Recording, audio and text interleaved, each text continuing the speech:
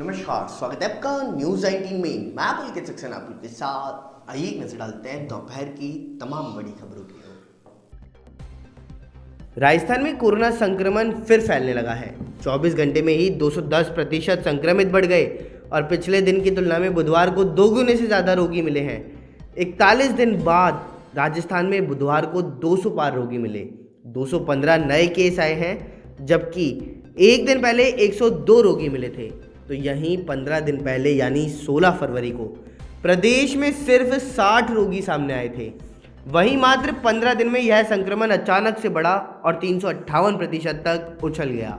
यह नए खतरे का संकेत भी है और स्कूलों के खुलने, फ्लाइट्स, रेल बस आदि के संचालन के कारण संक्रमण ने देश के 14 राज्यों के साथ राजस्थान में भी तेजी पकड़ ली है।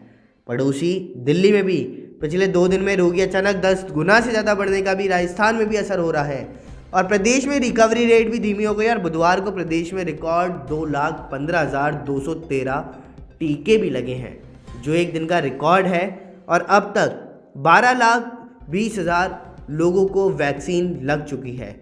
2 दिन में 20 फरवरी और 2 मार्च तो ऐसे आए जब एक दिन में सिर्फ 66 लोग ही ठीक हुए और बुधवार को सिर्फ 85 लोग ठीक हुए और एक्टिव रोगी राजस्थान के अंदर अभी भी 1470 हैं। राजस्थान में कोरोना समेत अन्य संक्रमण रोगियों को जल्द ही राष्ट्रीय स्तर के इंस्टीट्यूट में इलाज मिलेगा।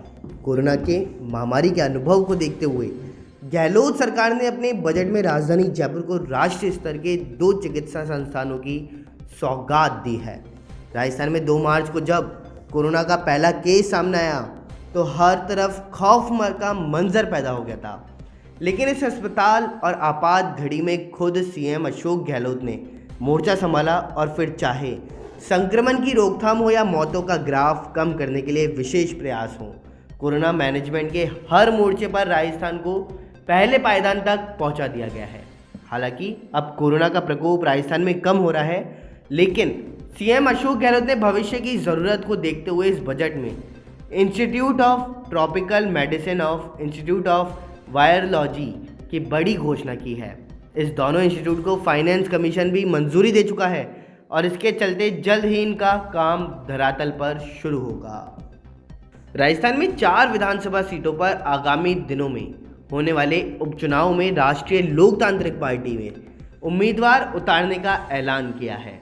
पार्टी प्रमुख और नागौर से सांसद हनुमान बेनीवाल ने जयपुर में मीडिया से बात करते हुए यह जानकारी भी दी है और बेनीवाल ने भाजपा के राष्ट्रीय अध्यक्ष जेपी नड्डा के जयपुर दौरे को लेकर भी निशाना साधा।